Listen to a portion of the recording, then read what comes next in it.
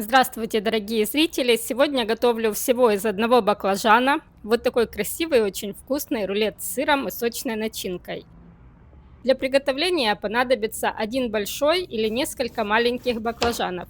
У меня большой баклажан весом около 400 граммов.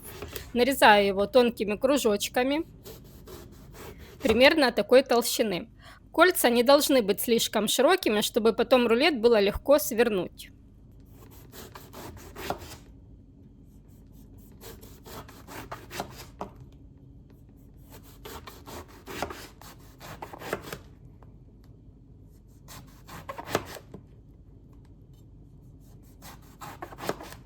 Баклажан я предварительно не солю, потому что сыр, который также будем использовать в рецепте, уже содержит соль.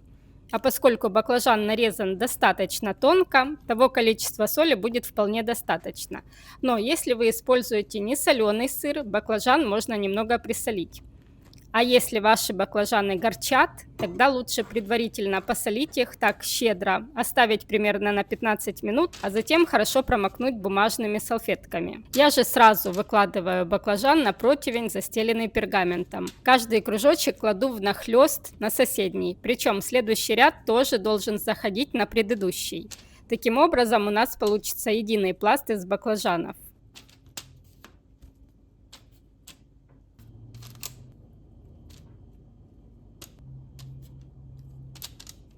Вот так получается, практически весь противень заполнен.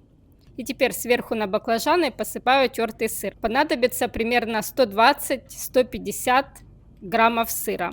Сыр должен хорошо покрыть баклажаны, потому что в духовке он расплавится и скрепит затем каждый кусочек баклажана между собой, благодаря чему мы получим отличную основу для рулета.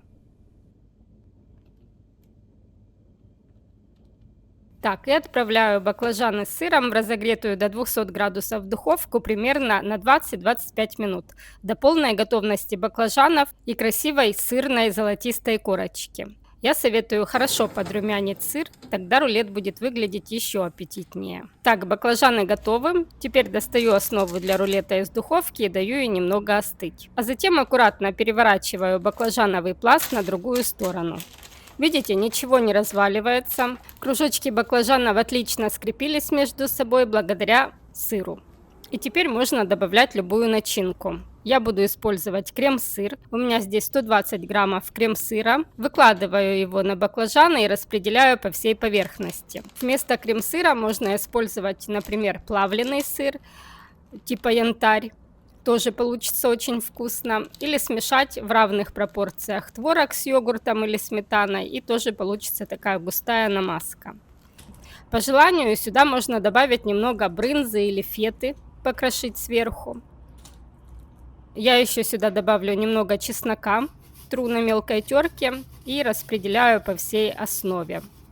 Чеснок по желанию, но с баклажанами, я считаю, это идеальное сочетание. Следом выкладываю яйца, натертые на мелкой терке.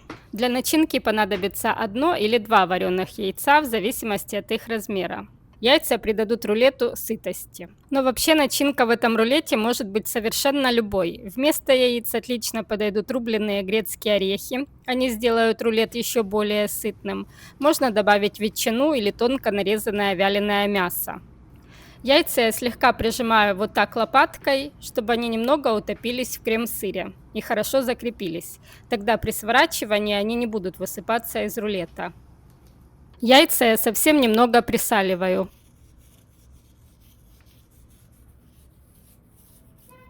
Ну а дальше все по классике. Баклажаны отлично сочетаются с помидорами. Помидор лучше нарезать очень тонко, тогда рулет будет легче сворачивать. Сверху посыпаю рубленой кинзой. Вместо кинзы можно использовать любую другую зелень, которая вам нравится. И теперь аккуратно сворачиваю баклажановую основу с начинкой в плотный рулет.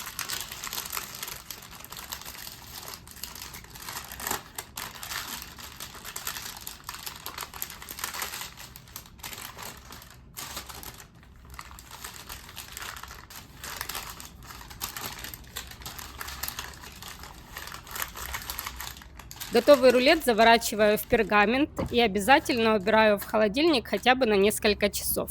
За это время он хорошо охладится, станет плотнее, начинка стабилизируется, и рулет будет легко и красиво нарезать.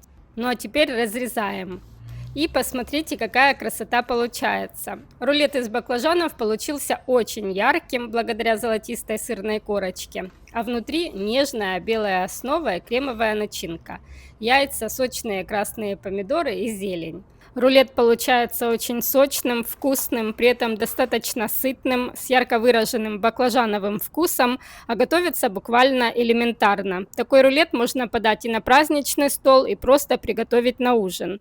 Готовьте с удовольствием, приятного аппетита, подписывайтесь на мой канал, ставьте лайки, впереди еще больше простых и вкусных рецептов.